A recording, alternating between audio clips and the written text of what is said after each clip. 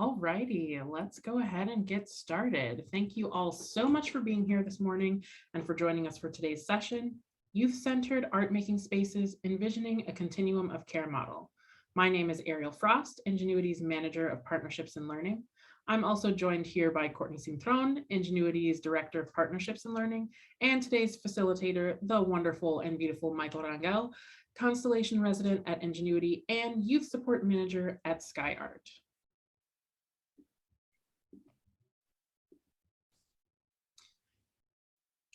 This morning's session is the first in a series of learning sessions developed and designed by Ingenuity's Learning and Development Program residents. The program is called Constellation because the residents have come together over the last several months to ideate, knowledge share, workshop their respective learning sessions so that they could elevate key areas of their expertise, research, and experience as art partners and share it back with you all, in essence, creating a partner-to-partner learning network.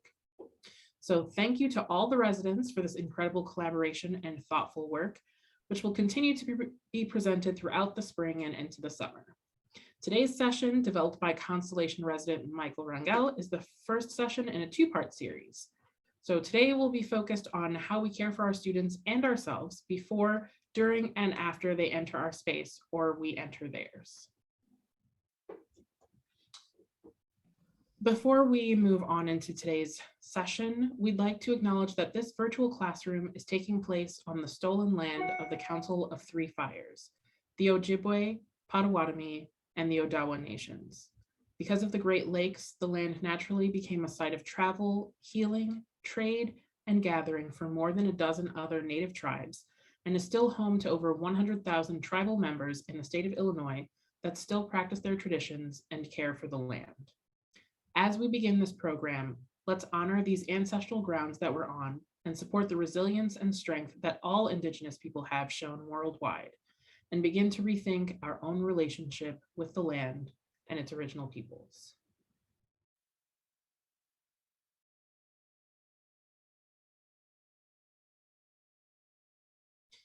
I'd also like to provide you with a content notice for this training program.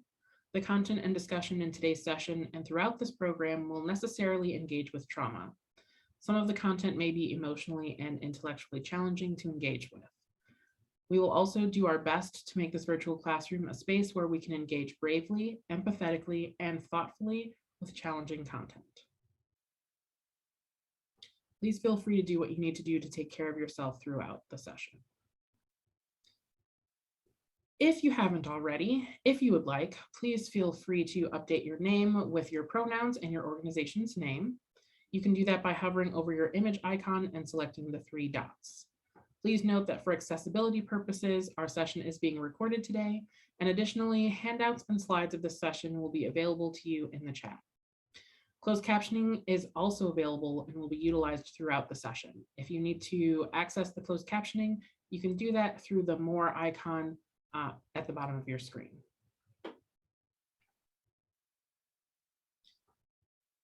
And we're so close to getting started, but we want to make sure that everyone agrees on our session norms. So I'm just going to briefly outline some for these sessions. We've divided the session norms into a few different categories.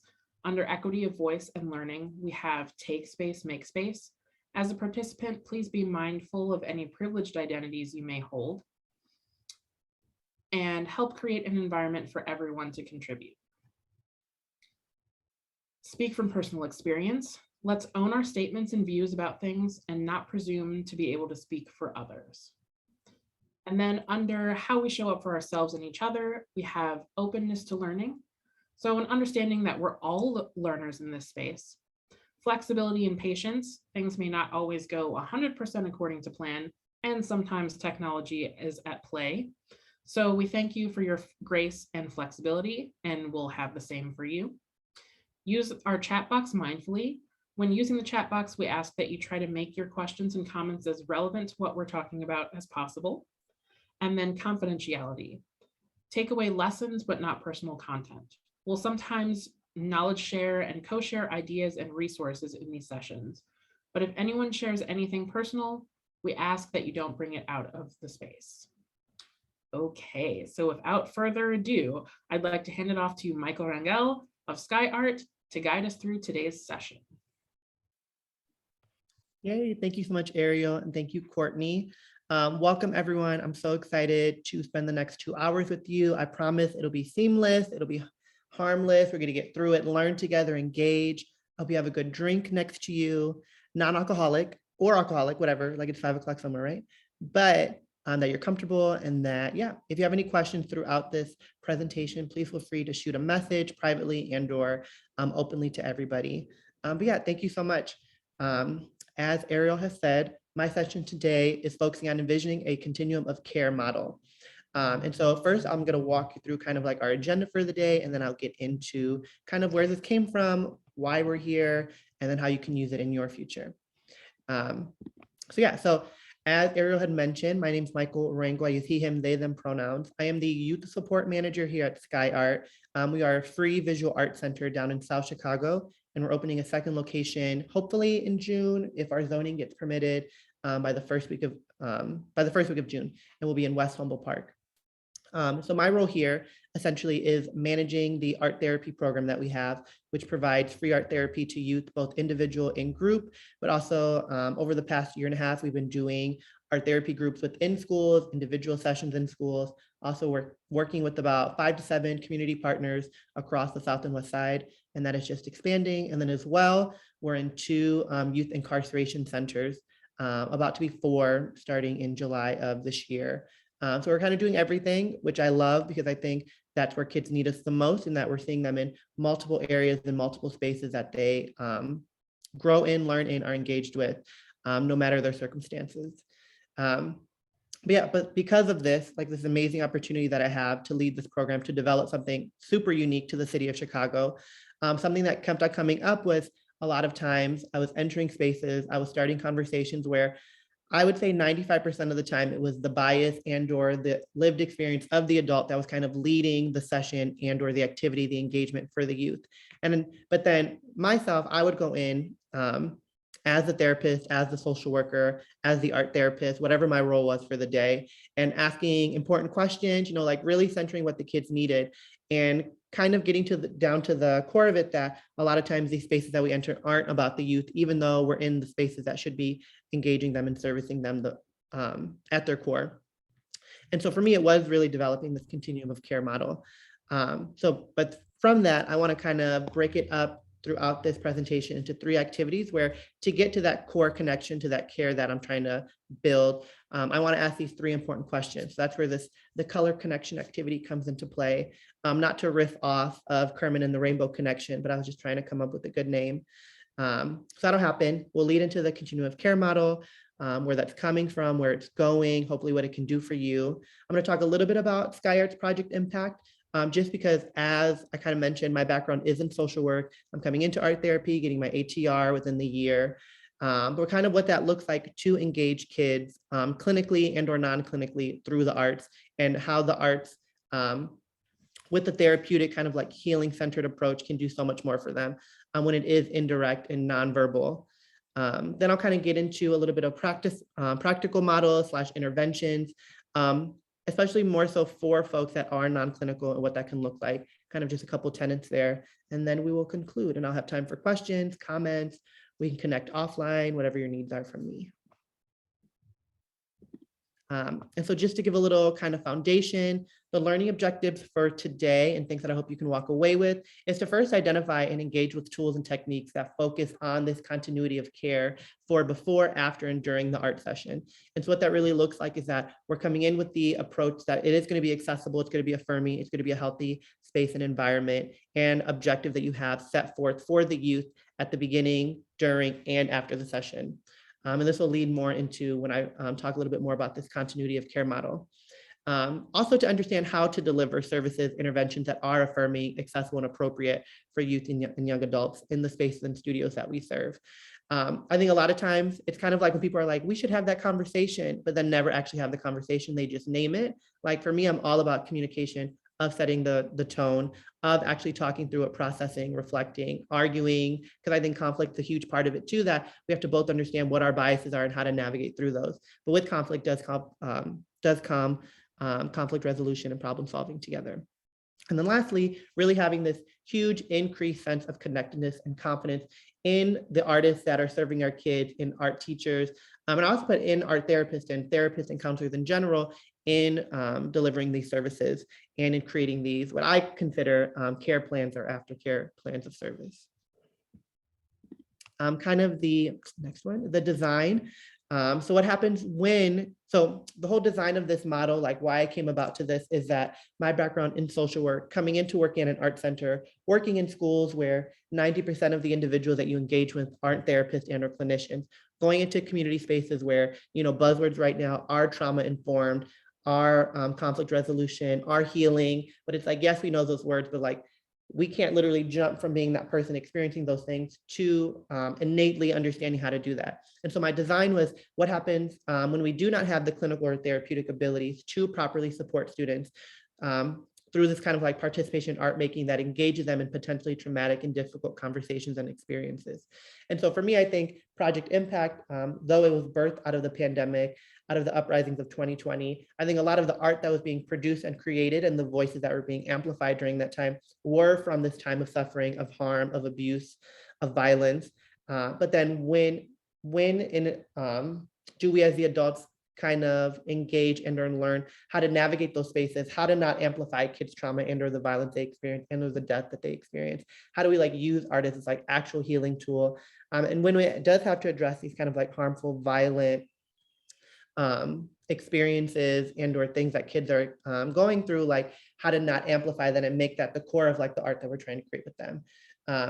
Because a lot of times that are folks that do not have clinical experience and or the clinical training to do that and or understand how to navigate out of that if they did get themselves in that hole. So that's kind of like where my background and my reflections coming in here.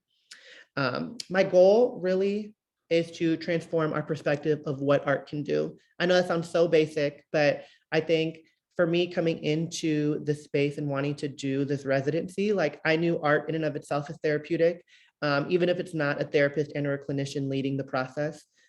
My background from elementary school all the way before I started college, I attended performing arts schools. I was always playing an instrument. I was dancing, I was painting, I was performing. And that was my therapy, because I think all of us can agree that a majority of brown and Black kids on the south and west side of Chicago, in urban areas across the country, even rural areas, don't have access and or even the vocabulary to even understand how to heal, how to process, how to ask for help. And so when we do have the access to therapy, to the arts, that don't necessarily incorporate therapy, that in of itself can be therapeutic for us. So that's where I want to start, just understanding that by all of us as professionals providing kids with the access to art, we are providing them with an access to informally, indirectly kind of begin this process and or this path towards healing, towards acceptance, towards authenticity, all of that. And that can include ways of process-based learning, that are psychosocial, kinesthetic, visual, sensory, that can be integrative models of maybe it's a music center, but you're using play therapy as like your kind of like informal check-ins of bringing them, using meditation, all of that. But it's through these that I really want to center kind of like a strength-based approach in ways of making our spaces more accessible and inclusive to youth. And so the importance of this is evaluating and rethinking our approaches, understanding our impact, understanding who we center, understanding how we create, but also understanding how we build off of that. So those are kind of like my core tenets. I try to get them to all be like CCCC, because like in my head, I forget what that word is, but it's kind of like where everything you do has like that same first letter. But is that I can alliteration? Alliteration, thank you. Yeah, anyways, so just think of like ICCB, right? Like, if you can, but that's really where I'm trying to get at, is that like impact, center, create, build. So for the first activity that I mentioned, the color connection, I want to ask 3 questions, 3 in like these 3 different systems of how we engage with kids. And so the first one that I would love for all of you to reflect on, to kind of take some time, and you can write your comments in the chat here in Zoom, is how do you care for the youth that are present in your room and spaces? So I'll give us about like 2 to 3 minutes. If you want to write this question down as well, if you feel like you want to give this a longer answer, you want to reflect on it, you want to process on your own, please feel free. But yeah, I would love to hear from y'all. of how do you care for the youth that you serve in your room and or spaces.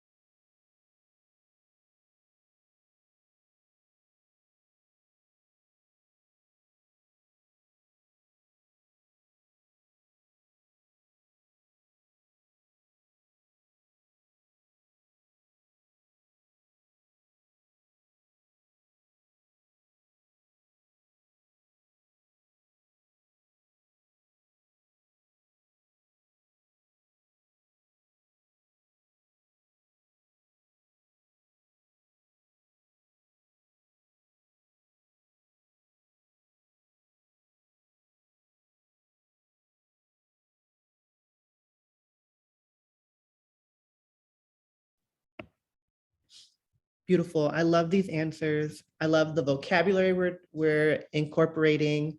I was just talking about to Ariel earlier. I miss school and I feel like my vocabulary is getting really limited. So you're giving me new words, but I think good words for all of us to continue to build on. And so in the first one that Christiana said, care, that stood out to me. Just as a visual artist, I always like look for the words I think that are most impactful and like big paragraphs. Not saying I was a skimmer in school, but I was. But care. In the second one, I love the word validate. I think that's huge, giving them that assurance that you care for them in that space. Safe is huge. Space, freedom, absolutely. Beyonce would be proud. Listen. I know the word activity, I feel like comes up a lot, but activity for me mimics the word activate. So like when kids come into our space, we're activating them to be better versions of themselves or to be on this pathway of, maybe on the outside in these other spaces they occupy, they can't really focus on themselves. When they come into our spaces, we can activate them and validate them, assure them, care for them. So I love that. And then again, Hillary said, not assuming they always want to talk about the heavy things happening around them. Absolutely. And the word joy, absolutely. Sharing joyful experiences, creating, visualizing, performing around joy.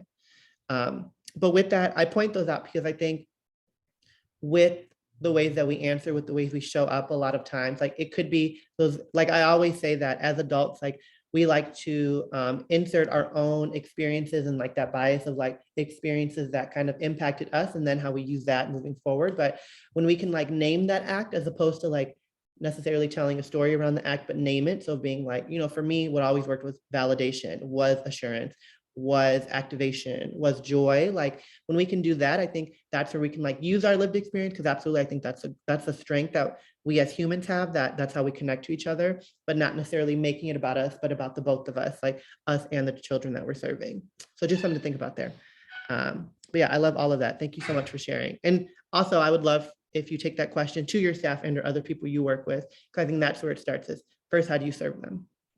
So what does this all mean? I feel like care is also, I don't want to say a buzzword right now, but I think everyone has their own iterations and their own kind of engagement with what it means to care for others.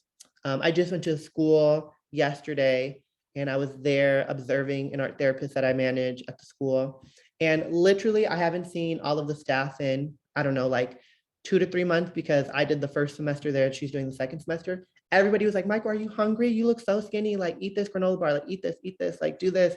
Like all like the art teacher that I haven't seen in a long time, like save me up snacks. Because when I would go in the morning, it'd be like 7 a.m. and I would stay there till 2 and they'd be like, have you eaten today yet? So now they all make sure I eat. But that's their form of caring for me and providing for me in that space. And something I keep on thinking about is like, what are these indirect kind of like invisible and or kind of like unconscious ways that we care and we show for others.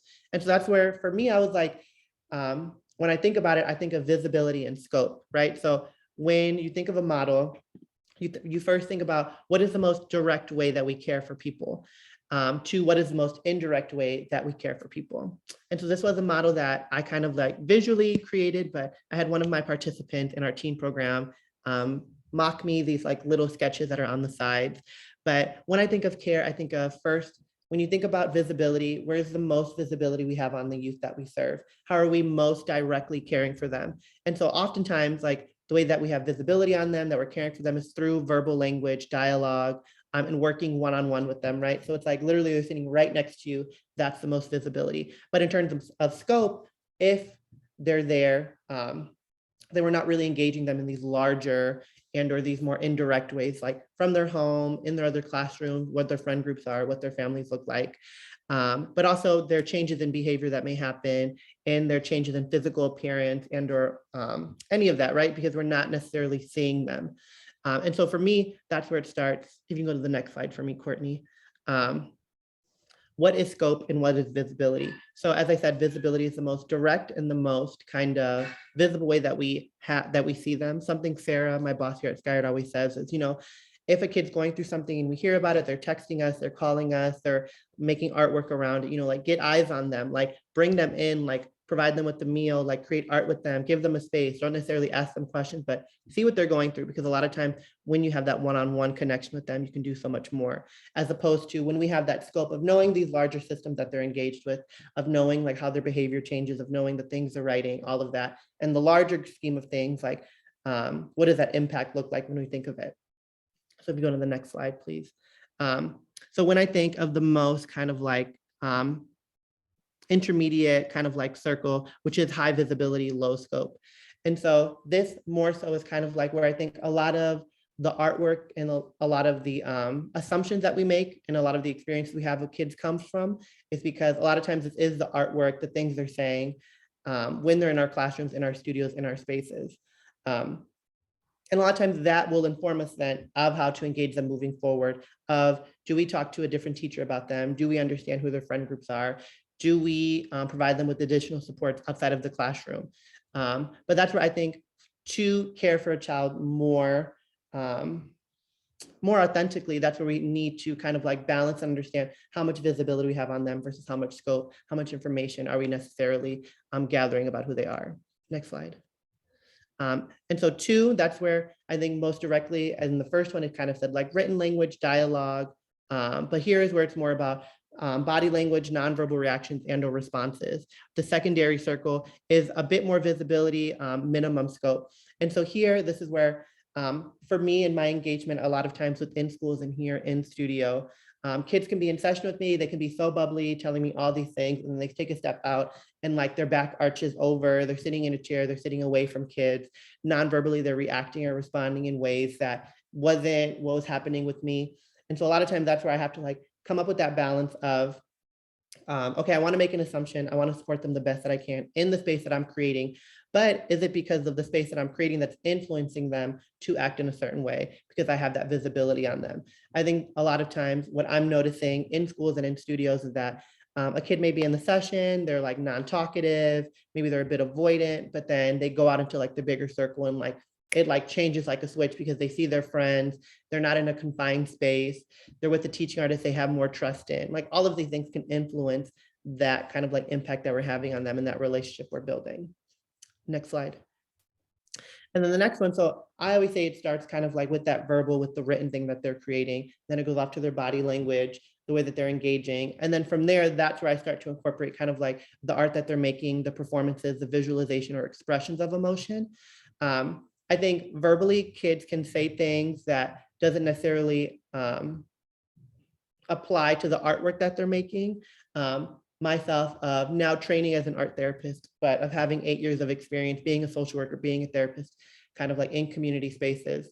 A lot of times, like because people that are engaging in services, kids that are engaging in clinical and therapeutic services want to say things with us, because a lot of times they want that reaction or that response from us to be more immediate, so that because maybe they're not being provided with that care or that attention at home. And so when they come in, they say X, Y, and Z, but then when you look at their artwork, maybe it's a bit more withdrawn, it's a bit more not as expressive or explosive at the things that they're saying verbally. And so for me, that's why I kind of add it to the third tier, because I think, yes, they can tell us one thing, but the artwork that they're creating can tell us something completely different. And that can also happen vice versa, of maybe in person, you're sitting with them, they're not saying much, their body language is pretty neutral, but then the artwork that they're making is expressing and or exploring something completely out of the norm, something that you're not used to it in the dialogue and or what you're visually seeing from them. But in terms of scope, this is kind of giving you a connection to their outside world, depending on what kind of art that you're making.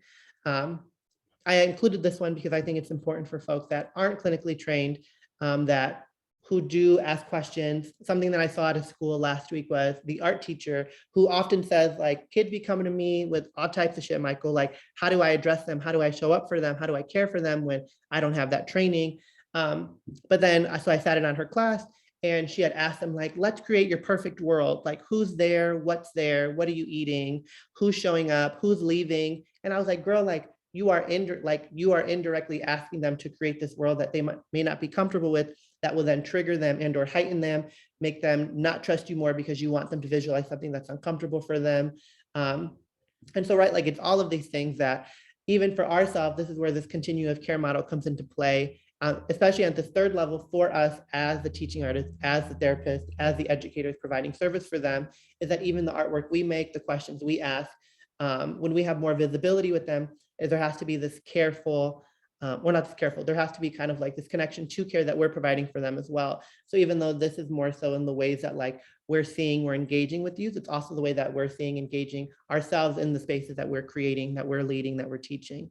Because I think once we start doing that, especially moving upward, where it depends more so on the scope that we have on the youth and less on the visibility, we also have to think about the ways in which, like, we're engaging with their outside communities. Like, are we in these spaces where we can engage with the artwork, with the communities, with the friend groups, X, Y, and Z that they're at outside of the classrooms and or the studio spaces that we're leading.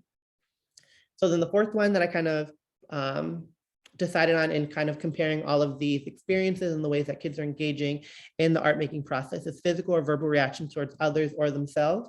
I think this is where, as in visibility, you know, like, we're taking account for their verbal, for the information that we're engaging with them. We're taking account for their body and the way that they show up. We're taking account for the artwork. But then here is where it's more so about that collaboration and or connection to other people that aren't necessarily you. So when I say physical or verbal reaction towards others or themselves, this is where I think in terms of scope, where you can start to understand the ways in which they're building relationships, how they're expressing through their artwork and or through the things that they're creating, how they connect to other people as opposed to you. This going back to kind of like the art teacher that I was talking about, something that we brought up is that she said when the youth engages, the one that we were talking about specifically, with other friends and or with other classrooms that they're in, a lot of times she was like, it feels like, you know, they're talking about very harsh things, but then they're not making art around it. She's like, then they come in here and I want them to have the space to be expressive, to explore their identities, to talk about these hard things.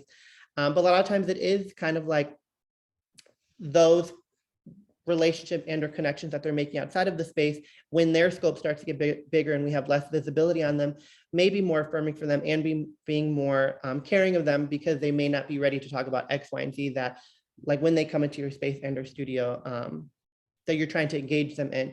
So a lot of times that's where I think that I put this one higher above in scope, even though this is more about like the physical and or verbal kind of like visibility on them, because I think a lot of times here, that's where you can start kind of like connecting the dots for them of like, why are they this way in the spaces that I create versus spaces that I'm not in and or ones that I'm not leading and or educating in.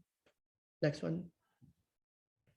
And the last one, something that I often think about is changes in behavior interactions with others themselves outside of the studio space classroom, kind of what I was getting at home, in public and or community spaces.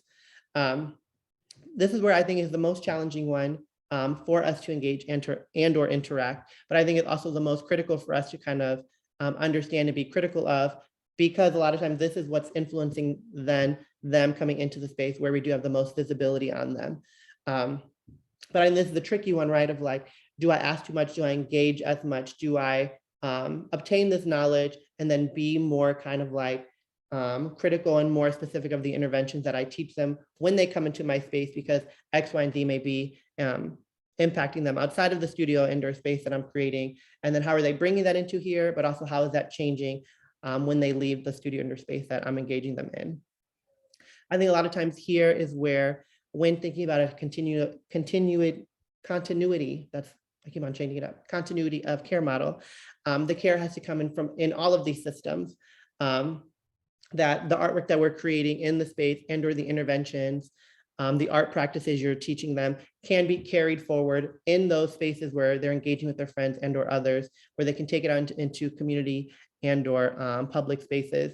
Because I think that's where this connection comes into play. I think that's to kind of come back to my 3 C's of connection, care, and create. That when we care for them in this way, when we create this continuity of it, they can then connect to all of these different spheres and these different systems in a very different way that they've never done before, because a lot of times they're told that like what we're doing in here can't really connect to what you do outside of home, or it can't connect indirectly to how you carry yourself, how you process your own emotions and your experiences. And so how does that happen, right? And so I think that's where, for me, this was what made the most sense. And I hope it makes sense to everyone, of kind of like these stages that happen when we're engaging with the youth that we're working with. But also, if, Courtney, can you go back to the original one with all of them?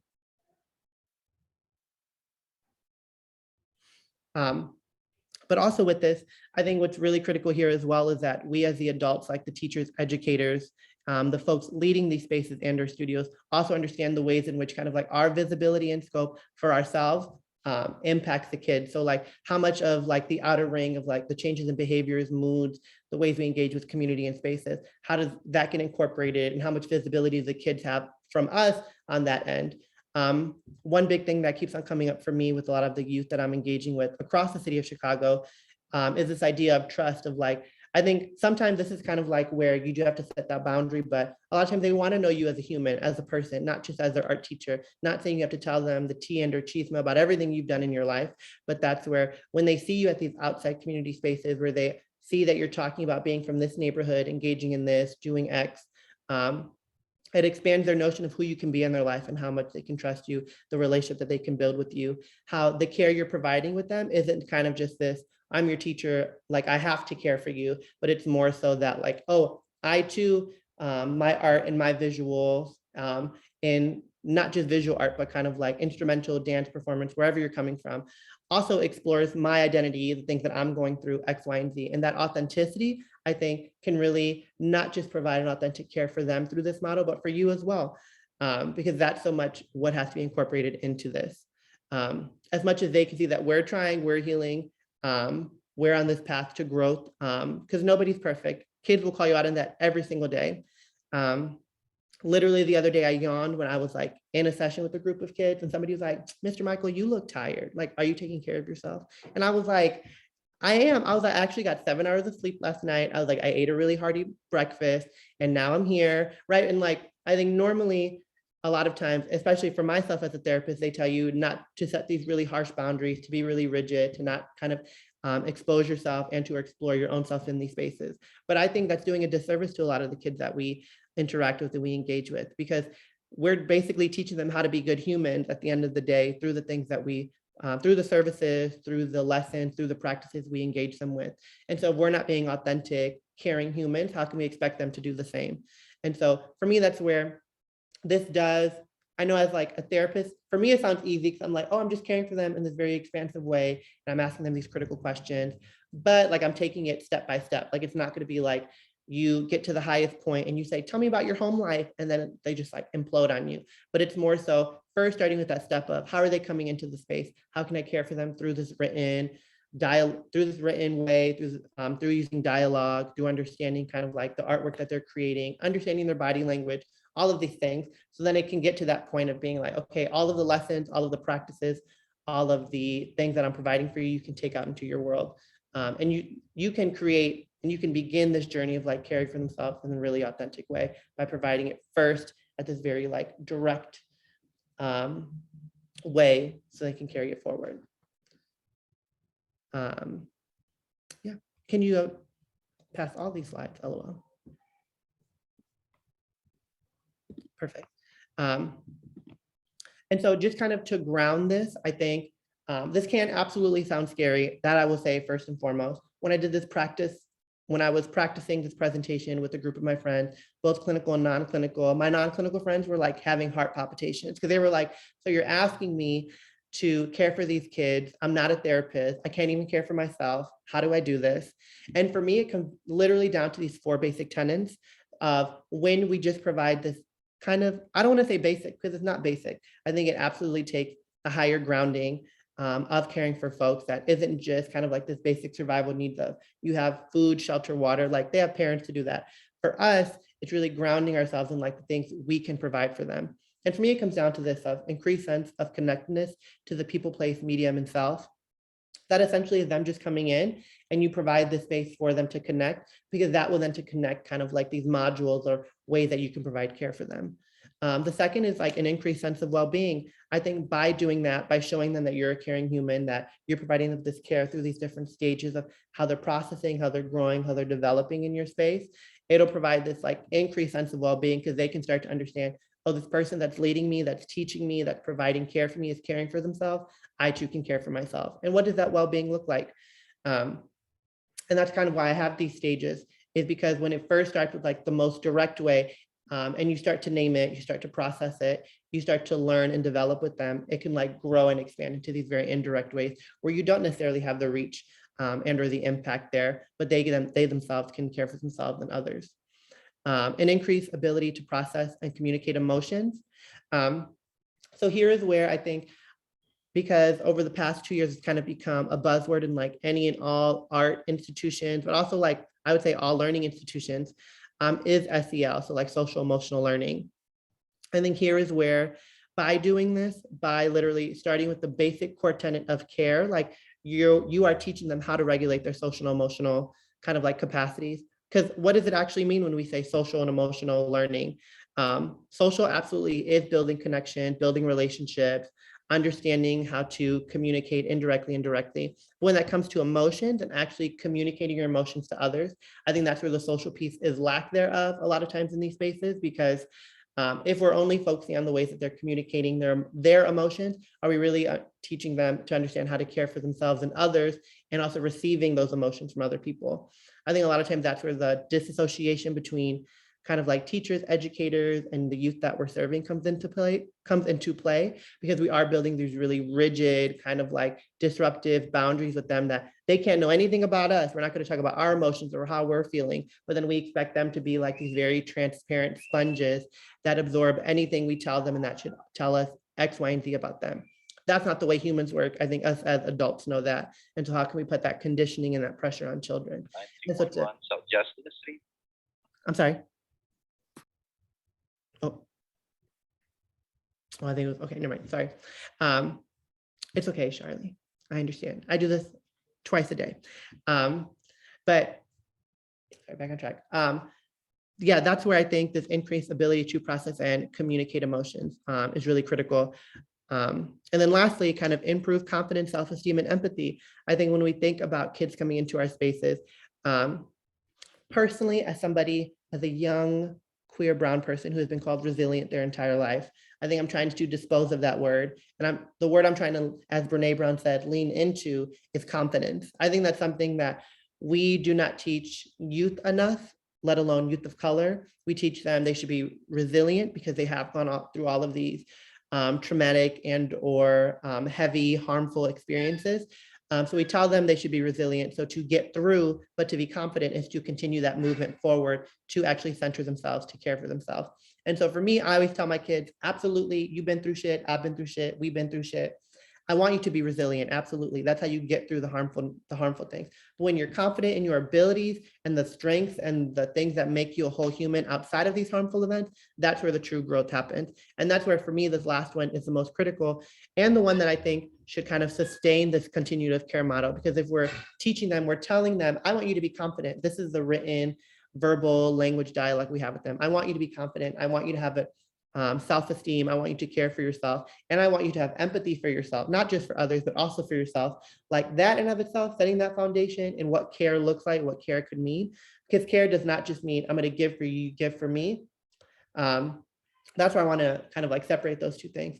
That kind of care is transactional. And that's something that I think kids are used to, of like, oh, like I have to care for others for people to care about me. What I'm talking about is something that's non-transactional, something that's relational, something that's strength-based, something that's process-based, that through this process of building confidence, self-esteem, and empathy, they can understand, communicate, process, and start to produce, regulate, build a sense of care that they've never seen before, that I think adults in their life haven't seen before. And that's where this continuity of care comes in, because when we can teach them that, we can center the artwork that we're creating indirectly around that. They can then take that and carry it with them into other deposits and places in their life. Revolutionary. And I think for me, that's where this kind of lends into what Project Impact has been doing. Because a lot of the work, like through Project Impact, we don't diagnose and or treat. A lot of the work that we're doing for the kids that we serve is about this kind of access to healthy, affirming, and sustainable goals. And that, what does it mean when a kid is told that like they can have goals in their life that don't necessarily rely on productivity, on wealth, on proficiency, when we tell them that like the goals I have for you is to be competent, is to care for yourself, is to have empathy for yourself and others, like groundbreaking. Can you go to the next slide, please? So that's where I think for me, something that we've been processing a lot on in terms of, again, vocabulary and just thinking about the language that we use first and foremost, kind of like the core tenets in coming into all of this, into what it means to care for yourselves and others, to understand this process, these like modalities that can really communicate that, is kind of like these 4 tenets that we consistently use, which is accountability, responsiveness, totality, and sustainability. Specifically here at SkyArt, like I kind of said, Project Impact, like I said at the beginning, Project Impact was birthed out of the pandemic. Sarah Ward, our executive director, was an art therapist by training before she started SkyArt. And 20 years later, it took until the pandemic happened for her to sit down and say, we need to start a free art therapy program for the kids that we serve, because they're being impacted in unconscionable ways, you know, through the pandemic and the ways that it's influencing their lives. And so for us, that's where I think as adults, the people serving these kids, it took that first act of accountability of being like, kids are coming into our space, they feel safe here, they feel affirmed here. We have the knowledge, the capability, and the resources to provide them with these services. So that's where I often say that, like, I think it started with the act of accountability of being like, we have all of these things at our disposal, and these resources to then provide them with these services. So why not do that? Then acting out of responsiveness. I think responsiveness is the act of caring for others. Oftentimes, there's kind of this comparison between like react and respond. And so I think a lot of times as humans, we see somebody in harm, we see that they need something, so we react. And this is where I think through the art, specifically indirectly, and kind of like, like in this way that is caring, but also that understands the totality of like who the human is, that like we can be responsive, like in their community, in the spaces that they feel affirmed, healthy, and cared for in. Yeah, so that kind of like then leads into this idea of totality, and kind of like this vision of this continuity of care model, that through totality, we're literally reaching them at all facets of their life, that the things that we teach them, we provide them skills and lessons and resources for that can carry on and be expansive throughout their life, not just kind of like in the arts, but like in the way that they engage in other academics and or in other spaces that aren't necessarily about the art. And then lastly, sustainability. I think when we think about the things that we provide for them, oftentimes I think this is where the combat and why people say like, oh, like it's just art, like they can do that anytime, anywhere, X, Y, and Z. Like oftentimes I'm having to tell parents when they say like, what's the benefit of art therapy? Like, what is it going to teach them? And I always say that we're trying to teach them sustainable goals of how to provide care for themselves and take that with them into the future. Because a lot of times the kids that we're seeing aren't being told that they can care for themselves. They're being told that they have to be resilient, that they're going to go through these things. And then what does it mean afterwards. And I think a lot of the kids are like, I don't know what sustainability means because so many things are fractured, are kind of temporary. And that care is often temporary. And so sustainability here kind of shows them that like care can be sustainable when you start caring for yourself in this very direct way, and then it moves forward.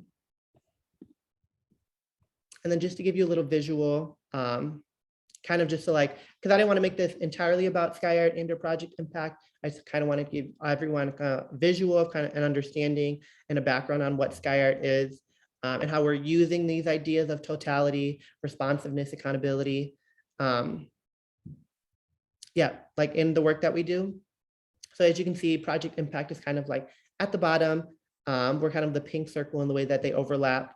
Skyway is our youth program for ages 7 to 13, and then Project Third Space is our teen program for ages 14 to 24. But I wanted to show everyone more kind of the outer circles of connectedness and well-being. When thinking through these ideas of how to provide free art therapy services to youth of color on the south and west side of Chicago, a lot of times this is where all of us, like, we're kind of getting into the weeds because we're like, oh, like when I was young and I grew up in this neighborhood, like X, Y, and Z happened, and like we only had access to these resources, and this happened, we only had access to these resources. And thankfully, a lot of us that are leading and managing these programs are from these neighborhoods and do represent the identities of the kids that we're serving. So there is beauty in that, but then we were like, how do we not make it about us, right? Like that, I guess that's the whole point I keep on coming back to is I want to make this as youth-centered as possible. What are the things they're telling me they need? What are the things that they're going through now that I necessarily am not going to include my bias and or the things that I experience in here, though that can kind of influence the things that I'm going to do because I understand and I have empathy for that.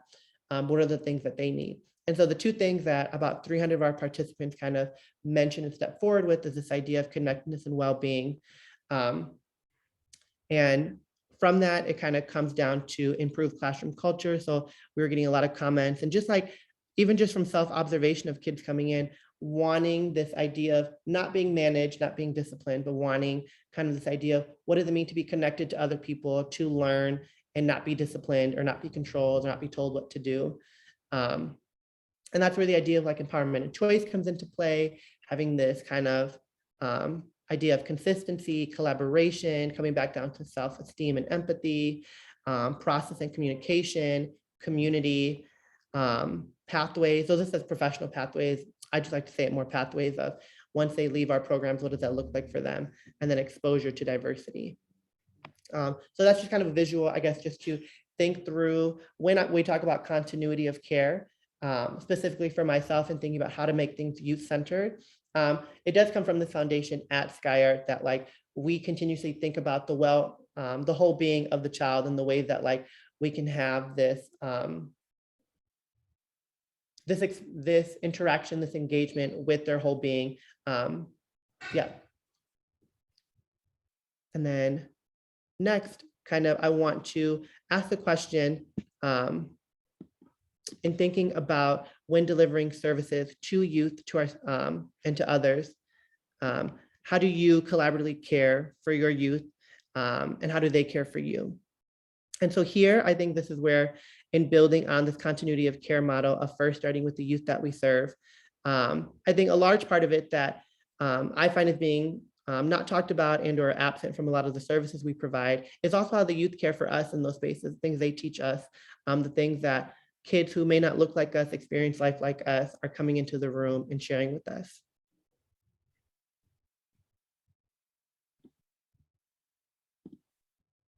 And so if you can provide those comments in the chat, that'd be great.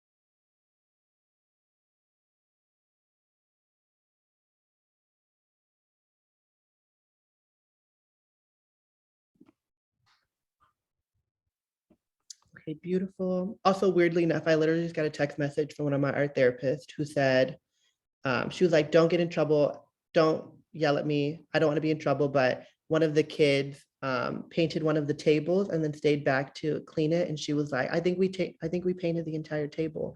And I was like, it's okay. But anyways, I think it's funny because literally she just sent that to me. And um, I keep on telling them like, oh, like when kids make mistakes or they whatever, like as opposed to disciplining them and being like, you clean it up. Like I always think it's beneficial when like you do it with the kid and like you have this collaboration and like you teach them through it and you can like talk to them about like what the process was, why they chose to paint the table as opposed to being like, you shouldn't have done that, but whatever. So very ironic, like very serendipitous.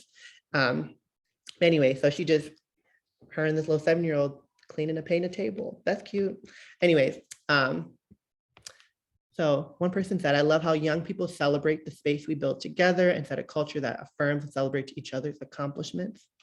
Absolutely. Humility and humor, my two favorite things. Be a student with them, learning together, activities that highlight they are the authorities of their own life and of the topics at hand. Somebody said the first thing that comes to mind is we learn together, laugh together, break out of hierarchies. Absolutely. That they're so supportive of each other and staff, with transparency about how I'm doing. I can't ask the youth I care for to be honest with me where they're at. If I'm not, I try to utilize Goldie Muhammad's equity framework. So we're having critical conversation together when it comes to academia and our personal lives. Absolutely. And I love that. And I think a huge part of this, of the comments that everyone provided, is this idea of dialogue, of literally showing up for each other. I think if there's a lesson I can provide as opposed to just this continuity of care model that seems very academic, it literally is to show up for each other. I think I tell my kids that if not once, twice a group session, I always start with, okay, we showed up here for each other. Let's start there. Like, how are we showing up into the space? I tell them how I'm showing up, if I'm tired, if I'm activated, if I'm whatever, but that we're going to get to a point of consistency, of collaboration. We're going to create together. We're going to care for each other. So I love that. As if you couldn't tell, I do love humility. I'm not humility. I am a humble person. Hold on. I like to use humor as my main source of engagement at some capacity, because I think laughter for me is like the center of joy. And I think especially that's how kids, majority of their times at school, create connections, create care for others. Though they don't always use humor in a positive and or affirming way, a lot of times humor is kind of like that starting point of like, they're used to laughing. That's how they want to engage with other people. That's how they kind of sense if somebody is vibing with them or somebody cares for them, if they laugh at their jokes or not. I think that's so important. And I also think the idea of breaking out of hierarchies, I'm not sure how everyone else feels, but I myself look like a student when I go into an elementary and or high school. Every day of my life when I enter one of the elementary middle schools I work in, the front desk person is like, why are you late? And I was like, I work here. Like, I don't know how else to put it. But I think when breaking hierarchies, I think it's funny because I think kids see me as not a child, but like, because I'm physically like their height. I'm only like 5'8", but these kids are gigantic nowadays. But like, because I'm literally their height and we're like eye to eye, that means so much to them.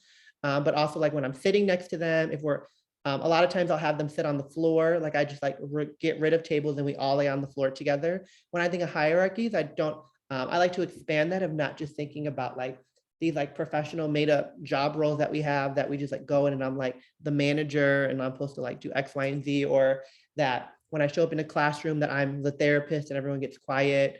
I think that's where I often am. I use humility. There we go. I'll use that word now. I use humility to humble myself and to enter spaces and let kids know that like, I literally was where you were at one point in time. I'm here now. Somebody gave me a degree. I now can come in here and get paid to do this.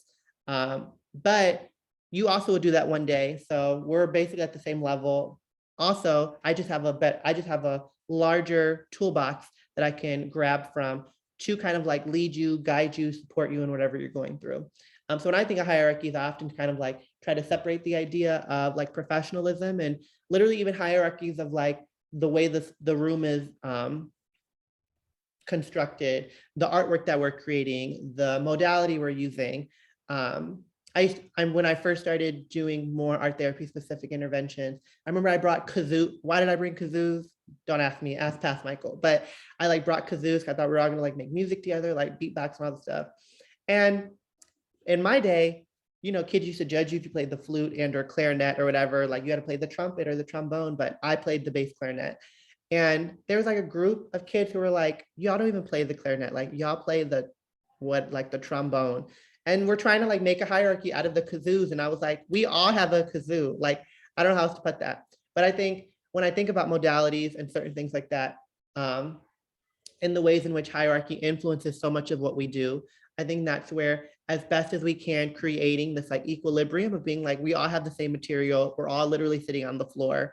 Like we all are here at 7:45 on a Monday morning type thing. And I think for me, that's where, when I think about this continuity of care model, like it literally starts there of me setting the foundation for all of us, as opposed to coming in with materials or with an idea or a lesson plan, and knowing that like these kids are like the kids that are better at art than these kids, or these are my more engaged kids than these kids.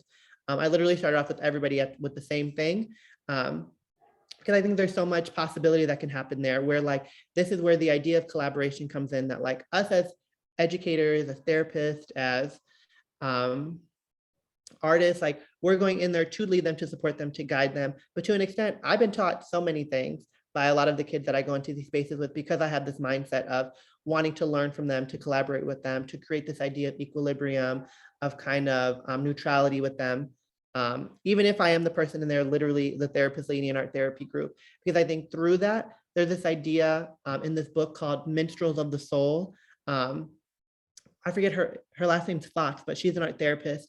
And she says that when like educators, this is more so for art therapists, but like when educators and their therapists enter a space, like going in with the mindset that like we have high efficiency. So like efficiency in the sense that like we can effectively communicate the kids' emotions and or traumas for them, but like the kids have a higher sense of, oh my gosh, what was the word that she used?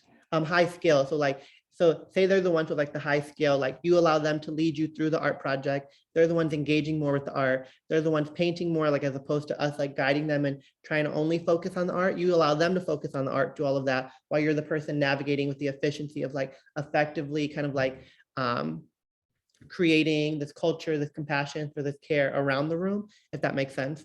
I can find the book and put it in the chat and or send it later. Oh, thank you, Ariel. You're the one. Haley Fox. Yes. Haley Fox is the queen. She was at Adler and then she went to like Kentucky, whatever. No hierarchies of states. They're all the same. But anyways, I know I went on a tangent, but yes. But from this, I think this is where I kind of want to dive a little bit into kind of like these practical kind of like interventions that I think, as simple as they sound, this is like literally the core of where so much of this work and this idea of care and literally centering the youth in everything we do comes from. And something that I think as artists, as teachers, educators, therapists, we have to consistently be reminded of. Excuse me. The first one is, as basic of the basic, providing support. This I have number one because kind of not to get so much into what my part two of the residency is going to be about shifting classroom management to classroom culture. But the idea of providing support for me is literally providing the youth with the tools and techniques to feel and be supported through your transition home. And so what that means is, when I say transition home, is that when they're in the space with you up until the end of their day. So say you're the teaching artist, you go into a school, you see them from 11:45 to 12:45. It's right after lunch. Maybe they're super activated. They have a lot of energy. After they see you, they have 2 to 3 more hours of class. Like what I want to do is like everything that happened to them outside of school, that happened to them indirectly through these engagement experiences of their youth, that when they come into my space, that I'm providing them with the support to develop, to create these tools for what's going to transition them home. And so if that means for the next 2 hours, then when they get home, if that means literally for them, they can leave and be like, forget everything I said. But then when they get home, they're like, oh wait, with Mr. Michael, when I was really upset, when I got into that group and we started the art lesson, we took a mindful moment. I breathed for a moment. I did my journaling. I did a couple stretches, I knew X, Y, and Z, and then I got into it. I say that because oftentimes when we're able to stabilize them in that sense and begin this idea, I don't even want to say begin regulation, but this idea of regulation for them, so much of those tools and techniques that we're teaching them then transition to the home because we're providing them with that support in the spaces that we create. And by support, I think there is additional labor and expectation for yourself and the education and or lessons you're delivering. There is additional kind of things on you because I think originally you try to go in, you have a lesson plan, you have the art materials you're going to do. Your goal is to get this product done within the hour or to get to a certain step before the next time you see them, whatever that looks like. I think so much of our lives are dependent on directives, right? Like we have a directive of doing X, like doing X plus Y to get Z. But for me, this is where oftentimes I'm known as the wrench thrower. I'll be throwing the wrench in, but it's because if you don't do that, a lot of times you have this expectation out of kids that like, are they to come in, sit down, do the art project. A lot of times kids will throw the wrench in and something will happen, a traumatic event. They'll get into a fight. They'll walk in with all of these emotions.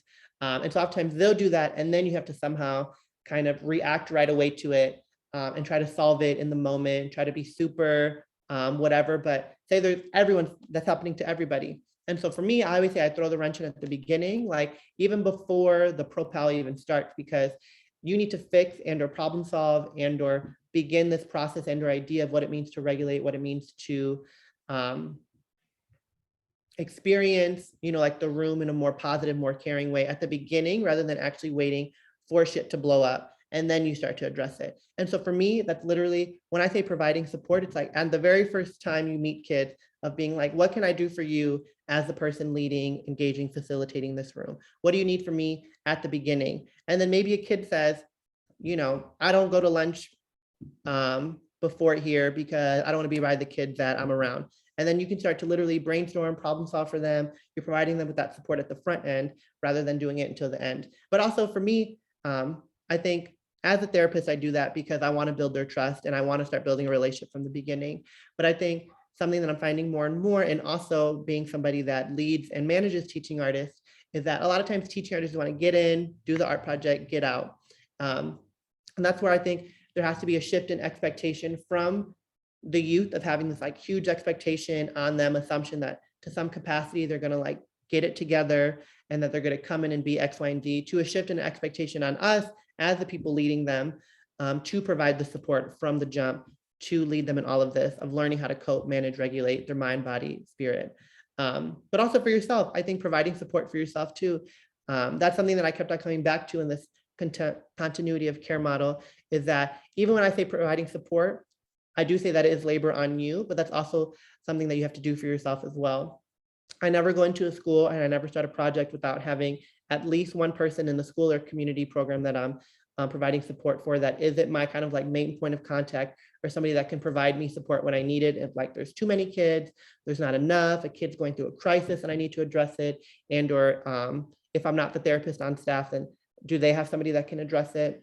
So all of that. And I say it's simple.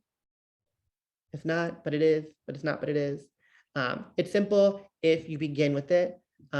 It will not be, and it cannot be if you kind of end with it, or it's kind of just like the Band-Aid that you put on things that happen later in kind of like your development and your growth of the lesson and of the thing you're trying to provide for them.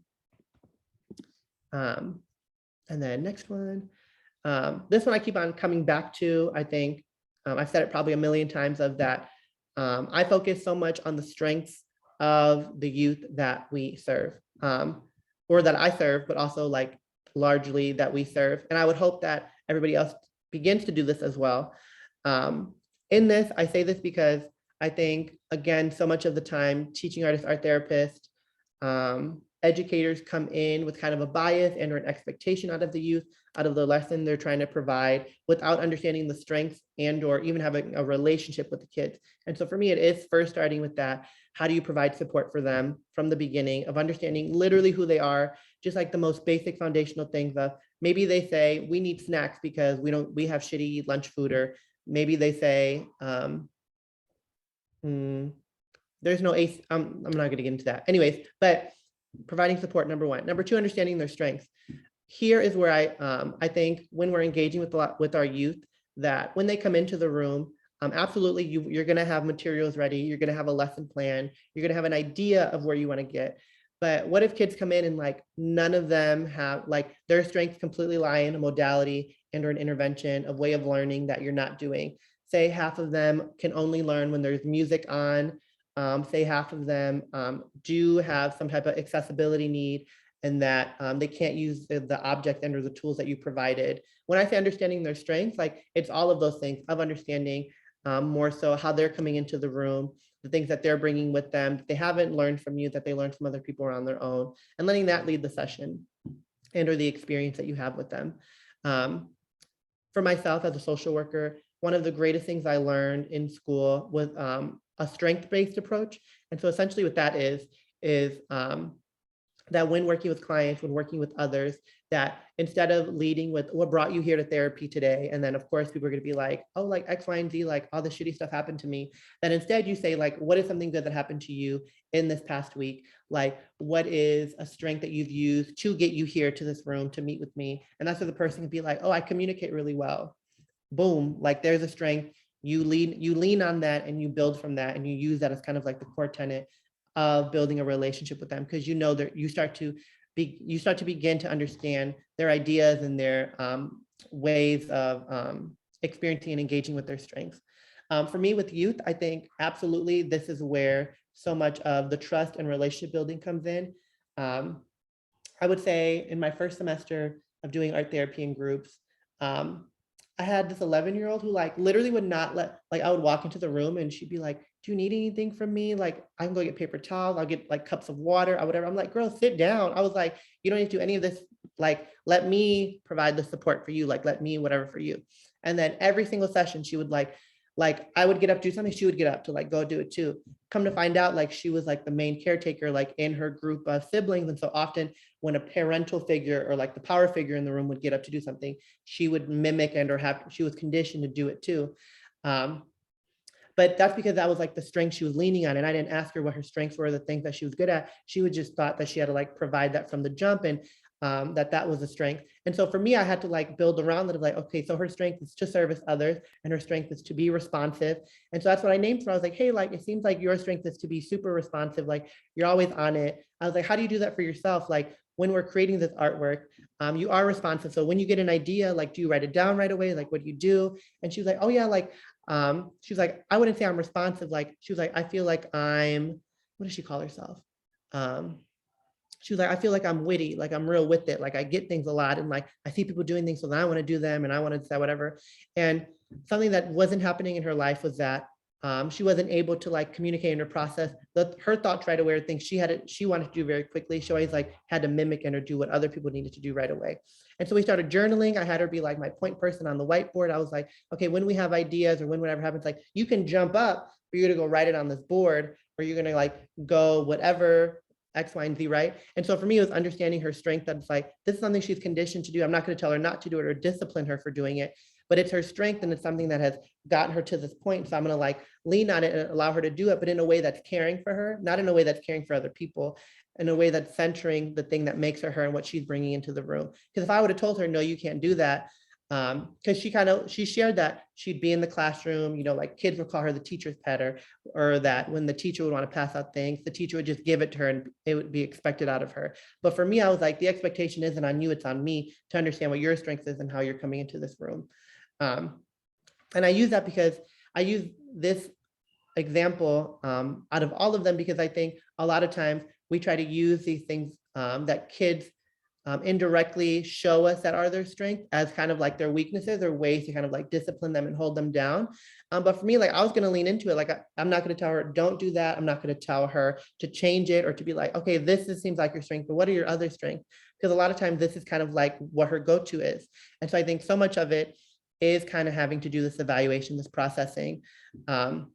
And to do it more so indirectly. I think this is where my idea of visibility and scope comes into play. We have visibility on her. She can't necessarily say that her strength is caring for other people, because that's not how she views it. She views it as she has to. And so, yeah, so just, I think processing that, it can be as simple as literally writing it on a piece of paper. It can be also as indirect as like you watching them and like seeing like how they interact with each other, hearing the words that they use, understanding how they're helping each other, are they not helping each other, all of that. So yeah, so that's number 2. Number 3, my favorite that I think nobody knows how to do, and I'm gonna be very honest, is creating time and space for growth. This is where I often tell the kids that we make the process completely about you.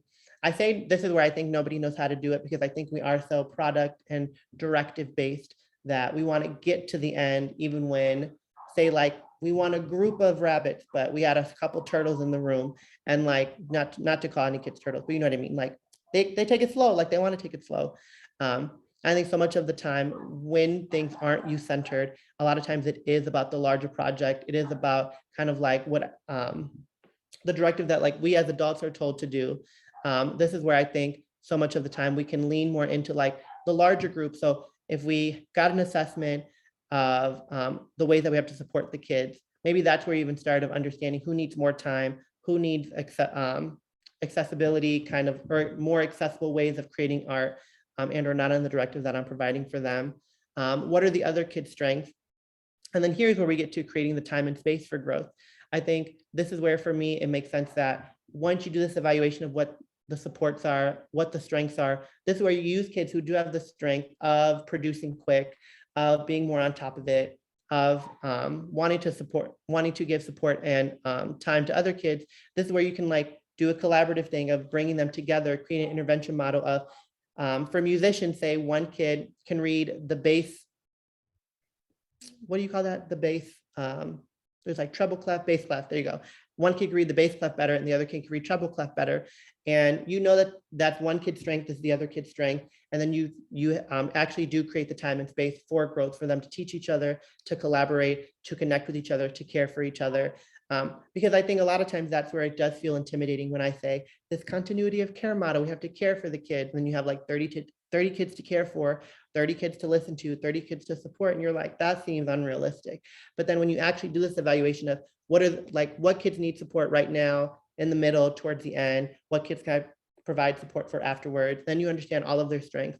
This is then where you start creating the time and space for growth, to understanding that the opportunity and space that they're in is essentially all for them. And it's not for us as the adults or for the directives and or expectations that we have of them, but for literally for them. But it does take time. It takes patience and it takes grace. Grace is my new favorite word. I feel like I learned it in therapy like a year and a half ago, of continuously being told to be gracious with myself. And but also I feel like it's something that we're not taught enough of, and something that we don't consider when we're teaching, when we're learning, that we have to do it right away, that that everything is transactional and it's not relational.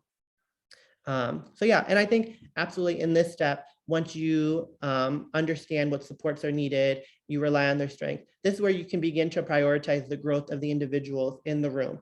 This is where I think there is this balance and kind of like this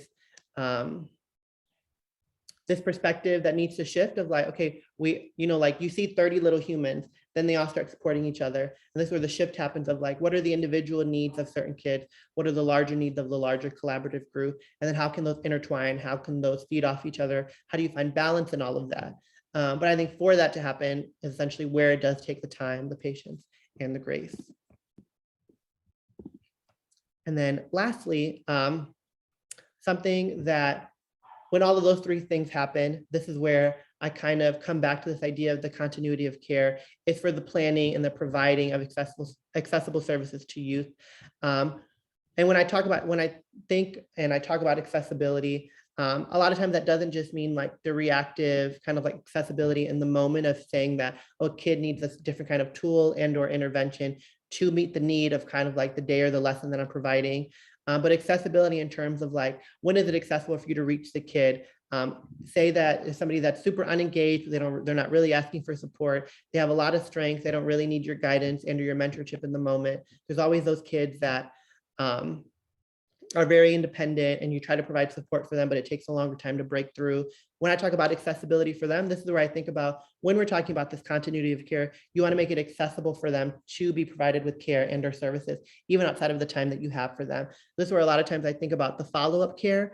And I think this is beneficial more so that I've seen for teaching artists here at SkyArt, in the sense that if they have a counselor and or like a point person at schools, I've seen it work really well where, you know, you go through the list of kids of like all the ones that you're able to work with for the past 10 weeks and say, you know, like these 10 out of 30 were really engaged, always asking for support. You understand their strengths. It was very transparent. You have the next 10 who are kind of like in the middle, like the kind of neutral ones who always showed up, were consistent, kind of had difficulties, never really asked for help. So whatever. And you tell, you know, like this point person about them. And then for me, it's always like those last 10 who are kind of the ones that weren't as engaged. They kind of showed up, they were consistent, you know, like they supported one another, but maybe they didn't ask necessarily you for support. A lot of times those are the kids that I always think of, you know, if I couldn't provide them with the care or support that I found to be engaging enough for them, that they are being provided with that support and or care afterwards. And what does that look like? How can you provide them on this pathway? Even though I say pathway to healing, like maybe they don't even need this full experience or engagement like in social services or in kind of care plans, because maybe they aren't going through things as traumatic or as hard as like other kids, but still putting them on this pathway of like getting support, feeling supported and being engaged with other professionals that can provide them with that.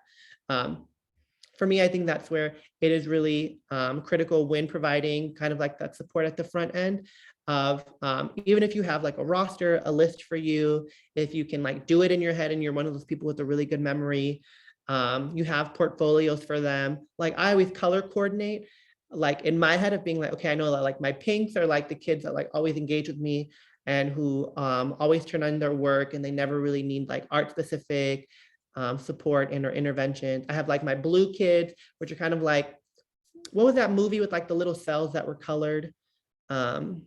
It was like the little blue one, little green one, the little pink one. And they were like all different moods in the brain. You know what I'm talking about? You know that movie? Okay, anyways. But that's how I kind of, but like in the movie, there's like Inside Out, thank you. That's how I kind of process a lot of times. Inside Out, LOL. But in a way, I think because when especially the expectations I have for like the people that work at SkyArt, but also in just the expectation I have for myself of knowing that is a huge task to take on of providing this critical support for 30 kids. So for me, I literally color coordinate them. I don't do it that well in my Google Drive, I will say, but I do it better for like kids and in person of being like, these are my kids on this roster. Like for me, I put them on this kind of like spectrum of like the kids that need more support, the kids that I want to follow up with, the kids that I feel will be better off in these kind of art services and or modalities, the kids that may need individual support.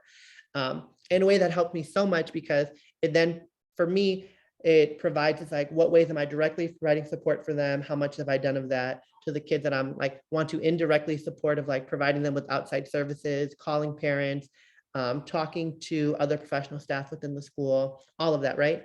And I color coordinate not to pathologize, because I think oftentimes kids are pathologized in schools of being like, you know, they have an SDQ, which is like a strength difficulties questionnaire. They're told that they're the loud ones. I was in anger management when I was in second grade, didn't have an angry bone in my body. I just talked a lot, but like they put me in anger management because they thought I needed it, right? Like I think we're pathologized to an extreme. And so for me, when I color coordinate them, I'm putting them on kind of like the spectrum of like who needs the most support to the least support, but who needs follow-up care and who needs care like in the moment and who am I responding more so towards.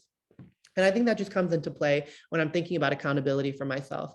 I've always been the person to go above and beyond. I'm not saying everyone should be that way. Please take care of yourself and understand your boundaries and professional and personal boundaries and all that. But I think a lot of times, I'm going to say like, if we taste the air, like 90% of people that work in the art profession, like as an art teacher, a teaching artist, an art therapist, whatever, we're often the people that are like overly engaged in kids' lives. Like we want to ask too many questions and we want to do X, Y, and Z. And so that's where like when you're able to like separate and really create this like idea and this model of how you're caring for the kids, like it'll be so helpful. So yeah, but I say follow-up care plans as in like not necessarily having to develop and or create this like very technical tool, but even if it's like it is a Word document where you ask or you give a document for the professional staff there that says like this kid needs follow-up, this kid needs blank. Like maybe you have a resource list that you can provide the kid home with if you feel like they need additional support and or services, all that stuff. But yeah, but just start thinking about that of like tools and techniques of how to engage all of those things with your youth. And the next one, I kind of just want to like revisit this for a little bit, just because I think this is kind of the part that sometimes can be the most challenging but also like the most overwhelming at times for like service providers when entering these spaces of understanding what visibility and scope is. Just because I feel like I've said it a lot, but visibility is literally our ability to physically and corporally see the kids that we're serving. The more we see them, the more we can directly provide support. While scope, on the other hand, is the geographical psychosocial locations of where the care needs to occur. I wanted to come back to this because I think so much of the work that we do as like art professionals that we're seeing, we're engaging in, and we're exploring their emotions in ways that are very indirect. And I think, but like also when they're indirect, like we still have this like visibility on them. I know I've been like kind of like bouncing back between those. But I think when we're thinking about visibility and scope, that like scope doesn't necessarily mean that we have to like physically with our bodies, like go into their community spaces, into their homes, like call parents, like do all those things. Like for scope, I'm saying more so like understanding their systems and like where they're coming from and how the things that we're teaching and engaging with them is like entering their lives like in these different systems, if that makes sense. So yeah, just wanted to say that and like to bring that back up if anyone had questions there. But yeah, and then in thinking more so on visibility, though a word that I want to be conscious of when thinking about like the accessibility needs of the youth that we serve. Visibility more so is that I think that's where we have so much benefit is that like when kids are like directly in front of us and when we can physically engage with the art that they're creating, that can tell us so much more about the strengths and the needs that they're coming into the space with and the support that we can provide them. Next one. And then lastly too, I think facilitation is something that I keep on coming back to. It's something I don't think of myself as. Facilitation has always been, for me, it seems very hierarchical, like of saying that like, I'm gonna be the person with the knowledge set that's going to provide you with something that you then should take. Facilitation to me, I feel like is like, I think I have it on here, like giving knowledge versus like self-guided and or group guided activities. I think so much more of youth-centered spaces should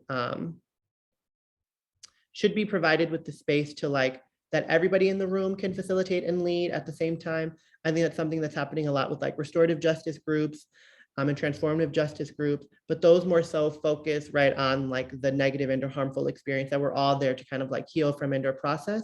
When I think of youth-centered spaces, I think facilitation absolutely could be that you give the kids that are most engaged, you know, like on the front end, the ability to kind of like lead, ask questions, maybe lead the meditation, the mindful moment, and do the checkout. But then slowly but surely, like something I love to do is like giving kids weeks and different modalities to choose from that they then can lead the rest of us in.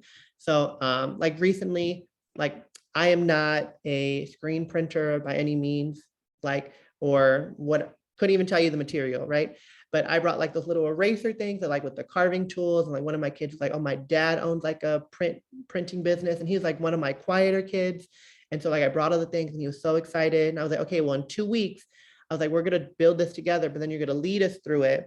I was like, you can have note cards, you can do X, Y, and Z. Then he like took all the materials home. He told his dad gave him note cards to talk through. But then I think it was beautiful because that's where the scope comes in of like providing him with the tools, resources, ways of connecting with people outside of the group that I'm leading. And that then he can lead that and provide those supports with the tools and techniques that I'm providing with him, but also vice versa, because there's so much from the kids' homes, the things that they experience, that they can also bring into the classroom and teach us. And so facilitation for me looks like this very authentic kind of like organic process back and forth that I think oftentimes is missing and that I've seen that is missing I think, but also because I'm a nosy person of like knowing where the kids are coming from, what their home lives feel like for them, and how they engage and process and learn from each other at home, and how they bring that into the classroom. I think is often super helpful. But then oftentimes, as my first point, that's where a lot of bias I think come in at times of um, where facilitation can be the kids who do feel more open to sharing, to connecting, to leading. Things can oftentimes like take over and or overwhelmingly kind of like share too much, not really make space for other kids. And that's where I feel like I want to be mindful of when sharing this point of facilitation, and kind of why I feel like I began with the idea of wanting to provide support at the front end versus like then doing anything else. Because when you can do that, I think the facilitation of the groups moving forward oftentimes can happen more organically and more holistically, to where kids that oftentimes who wouldn't necessarily want to lead and or actively talk and or engage can then be the ones to do that, because you're opening up that space for them to do that. So yeah, so that's that one. And then this all kind of leads to this idea that will be all about what I talk about in my second part of what it means to provide classroom culture versus classroom management. A lot of the things I've provided so far, I hope are helpful in understanding what it means to provide a youth-centered space. But I think that can only go so far, because that's where, and I love that somebody brought up the word hierarchies, because I think that for me is a word that I often am challenging, but that I'm also really cognizant and aware of. But yeah, it's allowing for expression, experimentation, without the pressures of expectation and production. So much of the time, I absolutely want to respect and validate the need for teaching artists to come up with products that if they have a lesson plan, they have to execute on it. I think, you know, a lot of times that is a big part of what it means to be a professional nowadays. But I will challenge that by saying that, like, I think when that is an expectation of the teaching artist and or the person leading and or educating the room, that's where there can be clear boundaries of then the culture you create, and not making it like this managerial thing of then you have to like tell these kids to do X, Y, and Z through this very directive kind of like production line type of way. And that's where, if you're able to do those three things that I kind of mentioned, of the providing support, understanding their strengths, and allowing for time and space to grow, that can begin kind of like this process of creating a classroom culture and ensuring that the spaces that you're creating and maintaining, sustaining are youth-centered, rather than having them be this like managerial, like little prison that like we kind of just show up to and we tell kids to get in line.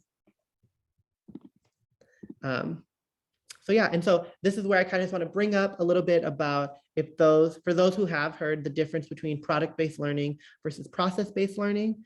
I think so much of trying to explain kind of like my conception of what it means to have a youth-centered space leans 99.9% in this idea of process-based learning, that you're learning and focusing on the youth's ability to create art that is for the moment and centering around their needs by being present, emphasizing that art making is naturally therapeutic and healing, and that it takes our authentic self to create art that is representative of the artist we choose to be. I think that's where a lot of conflict and or conflation can happen, in the sense that youth show up, they're so excited to make art, you know, they want to make art that they're really passionate about, that they've been thinking about for a long time, they're really excited to engage with the tools, and then we show up and we're like, okay, so we have these tools, we have these mediums, we're going to do blank, right? And that because we want to get to this product, as opposed to really understanding their strengths and what they're coming in with, their ideas, the ways that they want to lead, the ways that they want to engage, what they also can teach us. I think that's a huge part of it too. And I think that's something that a lot of times product-based learning can be absent thereof, is not necessarily centering the youth, more so having that bias of being like, what are the expectations and goals of the quote unquote program and or the person leading kind of like that lesson and or goal.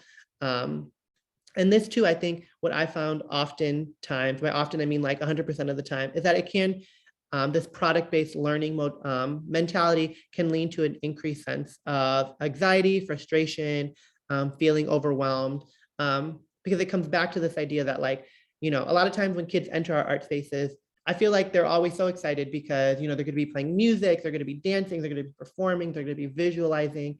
And then we tell them, oh, we're going to do blank. Like it comes back to the product and you have to be successful at it. You have to do blank. And kids don't want to do that. Like, I think that's the benefit and the beauty of art is that like we have the ability and the purpose to like be experimental, to explore with them, to like not have this heavy pressure of like what CPS or like academia is telling them to be. Because I think that's the beauty of it, of what we do. But also, I think when we start to lean and we start to develop lesson planning and kind of like approaches of creating classrooms that are more process-based learning, that there won't be then the need to care for them in these ways where they are feeling anxious, overwhelmed, frustrated, because you're leaning more into this idea of the process rather than the product.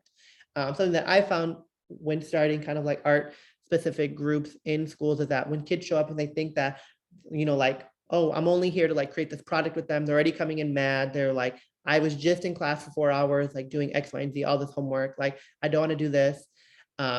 I was having those kids that were really frustrated, anxious, quiet, not wanting to engage with me. And then I would say after like 2 or 3 weeks of me just showing up with snacks, being like, okay, what are we feeling like today? Where are we at 1 to 10? Like if we were an animal, who would we be right now? Like I was doing all of these things to try to like get them out of their shells and to engage and to be like, I'm literally here just to show up and care for you, to provide you with the space to visualize and or to emphasize the feelings you have inside. And then we're going to break it down and process that. We're going to collage it. We're going to tear it up. We're going to do everything. And that so much of the time then creates this environment and this culture for each other, and not just like in the space that I provide, but knowing that they're creating friends outside of the spaces that I have, that they're taking the things I'm teaching them into their home, into their classroom, and wanting to provide these skills with other people, because the skills that I'm providing them aren't about the product. The skills I'm providing them are about the process. I mean, a lot of times the process can be so much more fulfilling, so much more freeing than what the product oftentimes can burden them with. And so how do you do all of this? I say, because also process-based learner, also like art therapists, we're just like kind of like, ones with nature. I'm an Aquarius, that also helps us. But passion and purpose. At first, it was kind of funny because when Courtney and I and Ariel checked in before this, like I had left this blank and I literally just put, how do you define it, like across the thing? Because, I could give this an encyclopedia or a, what's the other one? Like a web, not WebMD, but like a, just a dictionary definition of what passion and purpose mean. But I think I would not be doing myself justice to y'all of providing you with the space of saying it's process-based without allowing you the time and or the space to also process for yourself how you define what it means to show up with passion in these spaces that we create, what it means to show up with, what is your purpose when you show up to these. That's where, not to be completely against the man, but like, this is where I keep on saying, like, we show up and we want to create this product. Again, PPP, what's that word again? The alliteration. Alliteration. This is where my alliteration comes back in. These are the P's that I want to focus on rather than the other, is the process, passion, and purpose of why we're doing what we do, rather than just about the product and or the proficiency and or the professionalism. That's like 3 P's against 3 P's. I'm gonna write those down. But so yeah, so you don't have to define it now. You're more than welcome to put it in the chat. But this is what I want you to lead with. This is what I want you to ask the kids what they want to lead with, is what is their passion for the arts? Why are they here? What kind of art do they listen to? Do they act? Do they draw? Do they paint? What is their purpose for being an artist? And I think you can get so much richness just from doing that, of understanding their passion for being an artist, for being involved in the arts, but also what is their purpose for being there? Because I think that's where a lot of times you can be strength-based at. Maybe their purpose, they literally say, oh, I do art because it makes me feel better. Like that's chef's kiss. As an art therapist, that's what I always want to hear. But I think as a teaching artist, as an educator, as just a teacher, program manager in general, like if kids can say that, what their purpose is for showing up to your program, you've already won. And then that just means now you can have fun with them and create them with a safe, affirming space. So please feel free to define this for yourself. There's no expectation to put it in the chat, but I would love for you to start processing this on your own and to start defining it for yourself, but also letting the youth that you serve define it for themselves as well. And then but then with all of this, just like one point I wanted to bring up is that I keep on saying, like, let them define it, like, let's talk about it, let's have a conversation, let's create art about it. But just as an art therapist, I think the most critical thing that I've learned that I consistently lean on is the idea of nonverbal communication and the power of doing that nonverbally for the youth, but also them doing that for me. I think all of us as one time, as if we've all been teachers before, or we've all been in front of like 30, like 11-year-olds, you know, when you have that one kid that's like, or the one kid that's shaking their head, you're like, I'm winning because somebody's listening to me, right? Like, I think that innately we're used to wanting that affirmation, kind of like that assurance, but also like kids need that back from us and they need that from each other. And they also very indirectly need these different ways of caring for them, caring for each other. And so for me, I don't know if everyone else knows this, but like, you know, when you're saying, when you're trying to give like affirmation to somebody, I forget what the word is in ASL, but like you like do your hands like this of saying, you know, like good job. And so you put your hands here. I'm not saying I'm a poet, but I always tell kids, if you really agree with something somebody else said, give us some snaps. I think teaching them these ways of nonverbal communication can lean so much into what it means to create a youth-centered art making space, because so much of the communication they do in the hallways, when they watching, it feels like Abbott Elementary sometimes. It's like, you know, like the camera's right there and like kids turn to somebody else and they whatever. Like, I think so much of that happens on the daily for them. And so when, like, as adults, we always want them to put words to it, to put like images behind it, to put sounds to it. Like that can be overwhelming. And, but also like, what does their nonverbal communication look like now? Like I have maybe like 19 handshakes with kids, like across like the 5 schools we have. Do I remember all of them? No, I just show up and I just start like, whatever, because that's how they want affirmations. Like they want that, they crave that. Because I think ever since just knowing kids before the pandemic and knowing kids now after the, well, not after the pandemic, during, like, you know what I'm trying to say, but that so much of them do have this anxiety around verbally speaking of how they're feeling or what's happening in their body. Lockdown is over. Thank you. That's a better way. And I think communication for them, we have to expand it. We have to explore it with them. That's why for me, like art therapy for me is like groundbreaking, like blew my mind when I stepped into it, because I was like, oh, you mean I can like show up to a therapy session, literally sit in silence for 60 minutes and have a breakthrough with the client because they were able to visualize and to non-verbally communicate the things that they're trying to explore within themselves. Groundbreaking. But I think we all have the benefit, the knowledge, and the access to do that because we are art professionals and we're using art as our main modality to communicate.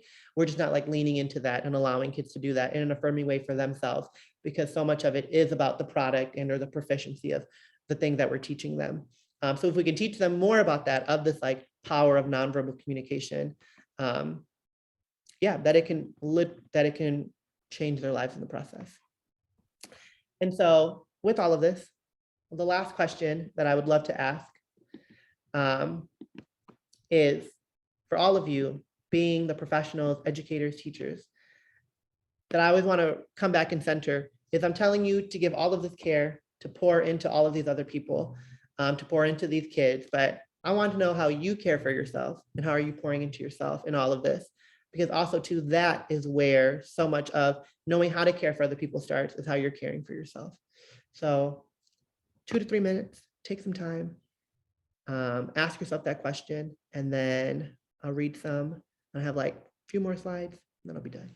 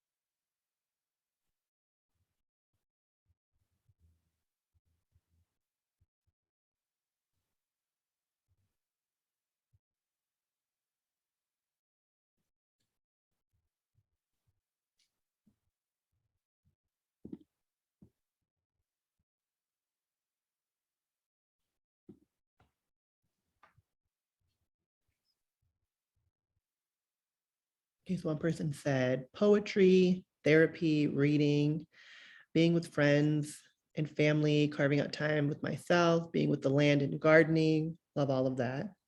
I have a Sunday D&D game that is sacred, screaming, I love that. An opportunity to, I went to my first D&D thing 2 weeks ago, and I will say it was an experience and I loved it. An opportunity to connect with friends, be creative in a relatively low stakes environment. I sing in a community chorus, some small things. I play solitaire and I do crosswords every day. Love. Journaling, art and written, going on walks, observing and learning about nature, making time and space for things that bring me joy and wonder, connecting with humans I care about. Okay, joy and wonder. I feel like I don't say the word wonder a lot, and I love that word. Walking, sitting outside, starting therapy, trying to articulate when I need space away from caretaking and work. Okay, come on, taking space. Finding time to be alone with my thoughts, 100%, absolutely. Treat myself like I would my dear friend or the youth I serve, absolutely. Be confident, compassionate, and caring. Focus on the things that truly make me feel connected to purpose and peace. Friends, family, art making, nature walks. Okay, peace. I'm gonna write down wonder and peace. Well, I'll go with my notepad. I feel like I don't say those 2 words enough. That's what I mean by I have to read in the dictionary more. Beautiful. Yes, me too.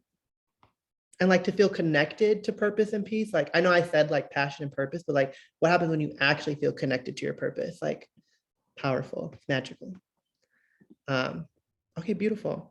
And then just last thing, I think I've kind of talked about this already, but things I would love for everyone to consider, things that I'll be talking more about in my next one, but just wanted to like put little snippets in here, is what does it mean to provide a directive in class rather than provide discipline to lead? And now I feel like I've shamed the word directive enough that I should change that word now, because now I don't like that D word because it reminds me of discipline. I feel like I was trying to say discipline earlier, but I said directive and I just ran with it. But yeah, what does it mean to provide a directive in class rather than provide discipline to lead? So just things to consider that I'm going to dig deeper into, because a large part of, once we make things youth-centered, I would say every single day of my time in CPS schools, it comes back down to discipline. Like kids that are sent to me to do individual services or groups with me, it's rather behavioral things that they're being disciplined for. It's reactions because maybe they're going through something traumatic and they're not really being supported. So they're just like kind of exploding onto other people, and they don't know how to communicate that. So it's like, oh, like the art therapist, you're like, send them there, like they'll be able to communicate it. And so I just think, and I wonder what it looks like. There's that word wonder. I wonder what it looks like when we're able to provide that space for, and let me shift the word directive. I feel like directive in the way of directing their feelings and emotions rather than disciplining their emotions and feelings. Because so much of the time we're disciplining kind of like this reaction, this like, this way that they're used to expressing that, we're disciplining that expression rather than like directing it and or guiding it or mentoring that that emotion. So what's going to happen when we start doing that? As you can see, another little image. When I asked that question to a group of 8th graders at a school that I do art therapy with, this was her way of expressing what discipline feels like around her at all times. And it's dark, but I think it's important because I think as adults, as mentors, as leaders, educators, like this is literally how kids feel when we're like, don't do that, do this. But we're not actually directing that feeling or emotion that made them do blank. We're just kind of disciplining it and or compressing it, putting it away. So it's providing, and it's also like, because you have the reach to control the environment in the classroom without setting this carceral expectation towards behavior or how they actually like use the art materials that we're using. Providing language that is strength-based and person-centered that leads youth through art making that is cognizant and constructive towards themselves. I think that's my number one thing. If I could leave you with anything, is like leading with that strength-based approach, but ensuring that what you're doing is constructive for them. I think all of this like brain work of this session started with like, how do I tell adults, humble yourselves and not to go in to spaces for youth about yourselves? And for me, it is understanding, and for me, it was like, well, it's not necessarily removing ourselves from it, it's understanding our strengths and the things we can provide them, and then allowing them that space to construct it for themselves. Yeah. What are interventions and approaches that center you socially, emotionally, and culturally? I always add culture. So anytime somebody says social emotional learning, I always say social emotional cultural learning, because I think there's so much learning that needs to be done culturally in the way that other people show up. Culture doesn't just mean religion, race, ethnicity, but like culture means accessibility needs of like communities of folks with invisible disabilities, physical disabilities. Like culture means ways of just like art making practices and like the ways that like painters show up versus like musicians or whatever. Like culture can mean all of those things. And so I think also making that a part of our techniques and tools in regulating those things is super critical. Oh, and then I literally say that adding cultural to the expected SEL model, because it challenges many realities our youth navigate. And then lastly, I know everyone loves some tips. Just like little like boom, boom, booms. You can like put in your little notepad, but can you go to the next one, please?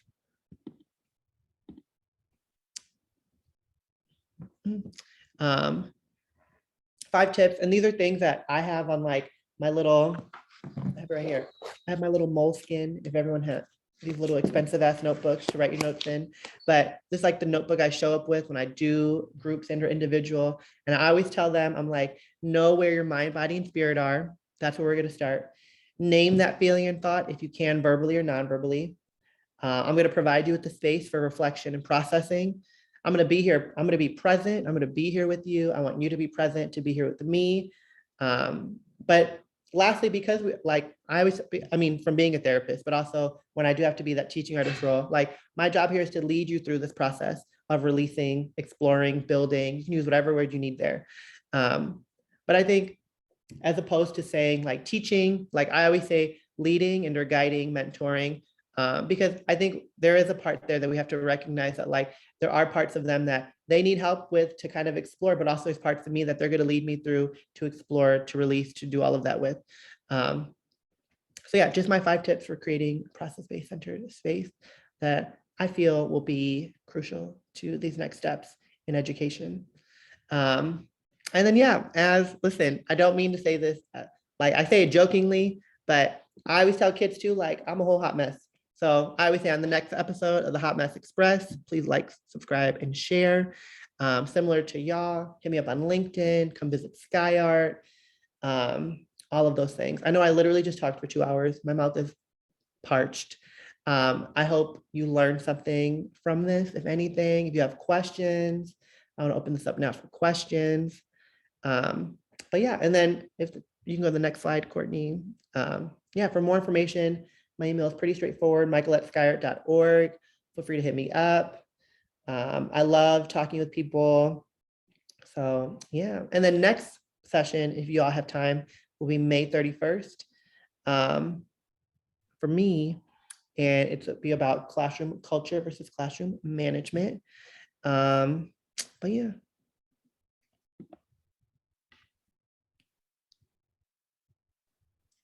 Great, thank you so much. And I'm sorry, it looks like our slide deck has not updated because we do have a slide with the correct things in it. And actually, I might be able to share that.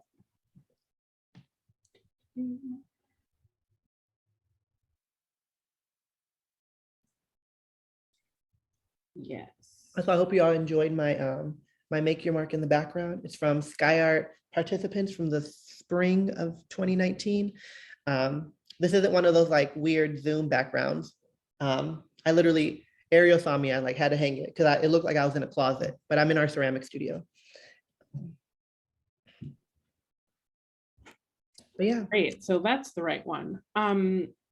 Thank you all so much for being here this afternoon, for bringing your whole selves or whatever parts of yourselves that you brought. And then thank you, of course, to Michael for sharing such a wealth and gorgeous experience of knowledge and empathy and just vibrancy that I enjoy being a part of for as long as possible. We do have additional upcoming learning opportunities, including part 2 with Michael that we've already talked about a little bit, classroom management to classroom culture.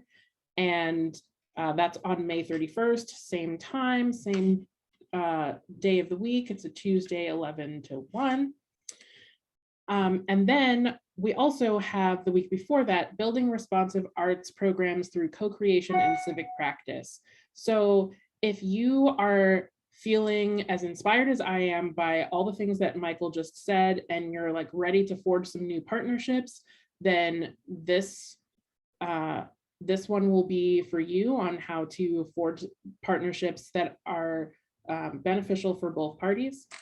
And then we have a couple coming up in June, Literary Arts and Identity Part 1. So we'll be reflecting on some of the works that we use when we are engaging students with art. And the part 2 of that will be embracing diverse axioms of learning. So thinking about the different ways that we